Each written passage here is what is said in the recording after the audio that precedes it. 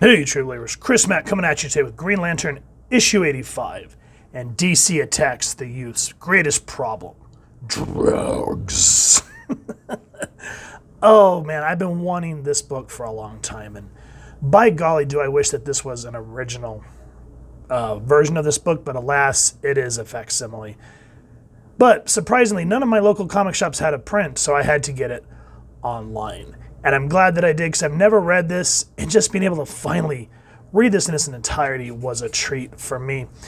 And even though, this was the print date on this was August 1971, drugs are a big problem.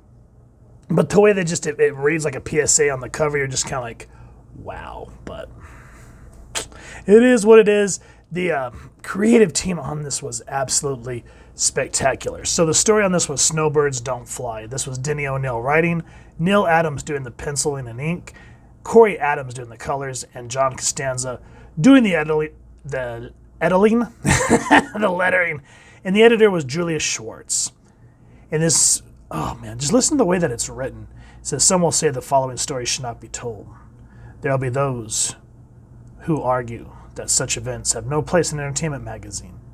Perhaps they're right, but we don't think so, because we've seen these noble creatures, human beings, wrecked, made less than animals, plunged into hells of agony. We've seen it, we're angry, and this is our protest. That's a great way to kind of bring it in, because it shows these hoodlums here hanging out on a city block, and then a gentleman out of focus walking, and you come to find out that it's Oliver Queen here in Star City. He goes, hey man, give me your wallet. We need your money.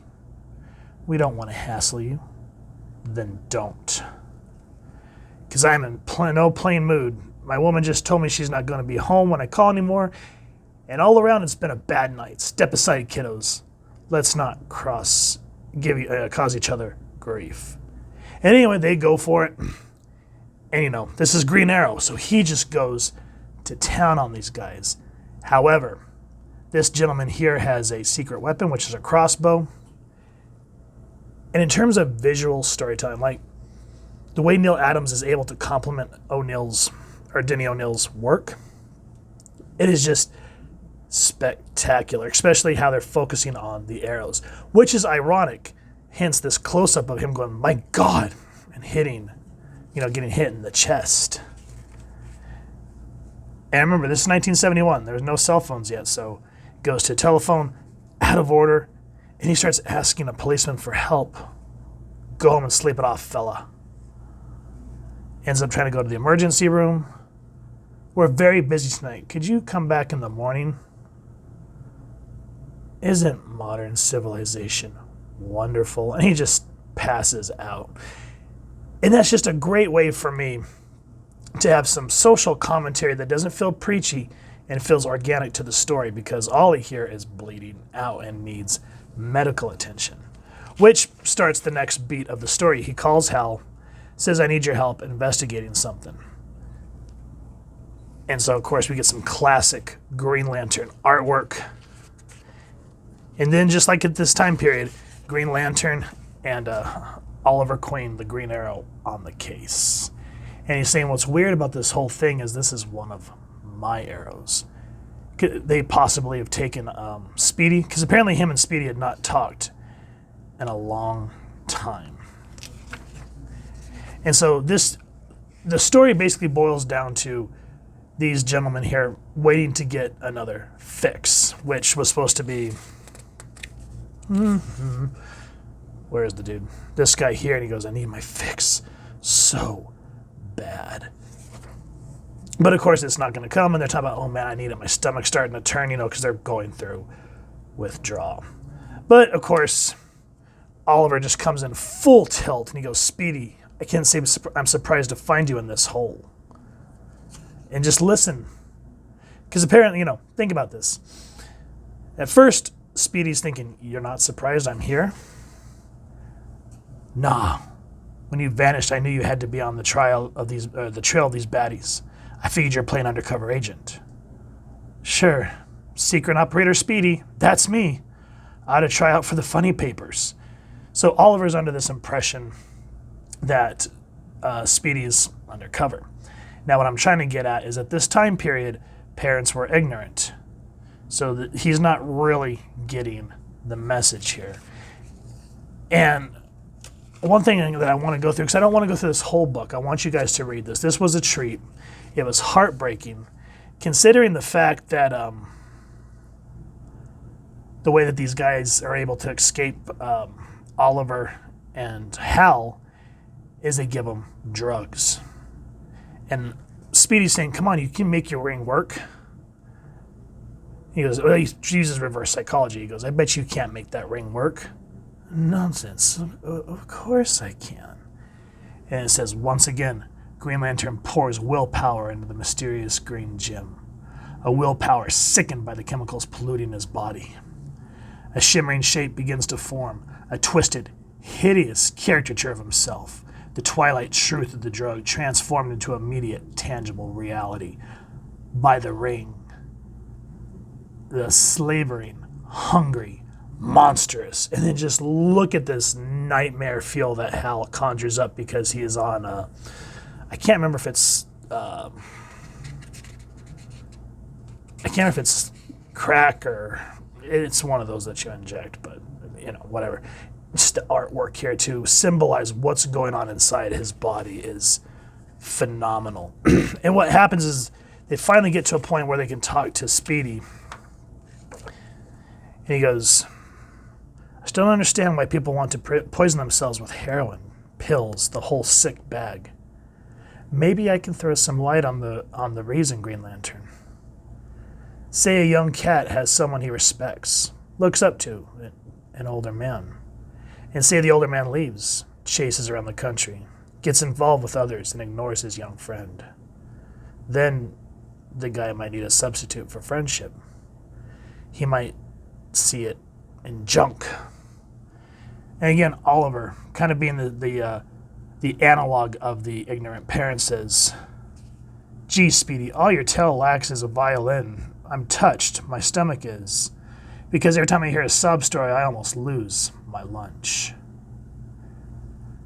Ouch. I understand Oliver's thick-headed, but I didn't think he was that thick-headed. Now, of course, the revelation comes here shortly. But just the way that he's not seeing what is happening.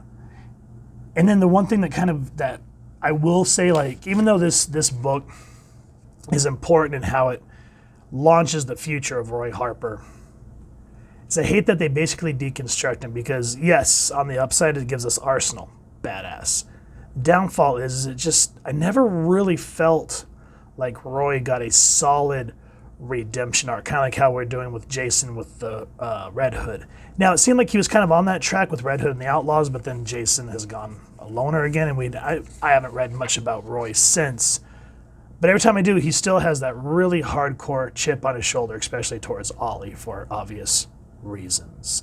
So let me know what you guys think of the main story. We also get a backup story about the return of Sinestro, and you can just feel the corniness that is the Silver Age in this series. Hal is doing a whole bunch of crimes, stands before his peers, and he basically tells the council, remove me of my Green Lantern powers. And so they send him to, what's that story, the place called?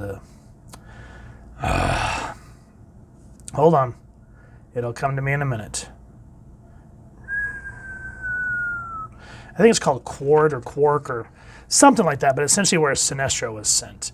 And you find out a revelation of why Hal was doing these crimes. And then a semi-battle ensues with Sinestro. And one thing I will say is even though Sinestro's has his own core now, I kind of miss that villainous blue and black uniform that he used to wear. Because now he just rocks that Sinestro core uniform. And I get it. We get some badass yellow ring slingers, but just how this guy was able to make his own, basically forces the people of, is it Quart or Quark? I forget what the name of that planet is, but how he forces those people to forge him a yellow ring and use the construct of fear. That's one reason why I've always loved Sinestro and wish that DC would do more with him. He had a solo series, and that just kind of fell by the wayside. It's like, damn it. But anyway, overall, Green Lantern, 85. Yeah, the way that they kind of tackled the cover, where it's like the shocking truth about drugs as DC attacks youth's greatest problem.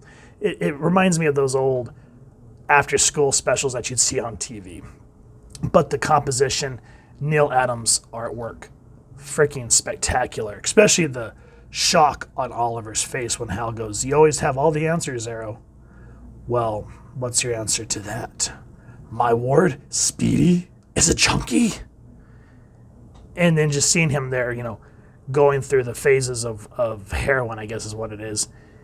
It wrecks your heart to know what the future lies in store for Roy Harper. So anyway, with all that said, guys, gorgeous book, great story, both visually and through the dialogue. If you've enjoyed what you've seen, please first and foremost support your local comic shop, and if you've got the pockets, get yourself an original copy, because this is one that you want. If not, bug them, see if they can get you a facsimile edition like this one, because a lot of these facsimiles, as I've said before, are starting to go up in price, so definitely worth to at least have this as a reader copy. And if you guys have enjoyed this review, we really would appreciate if you take a moment to like, share, and subscribe. Helps the club channel more than you could possibly know. And if you don't mind hitting that fancy little lantern bell next to subscribe, that way we continue to upload content, you guys get notified. Come to the channel, and we love talking with y'all and hearing your thoughts and feedback down in the comments below, or our social media pages, which I'll make sure to leave the links down in the description. So with all that said, hope y'all continue to have an absolutely amazing day reading, and happy hunting, true believers.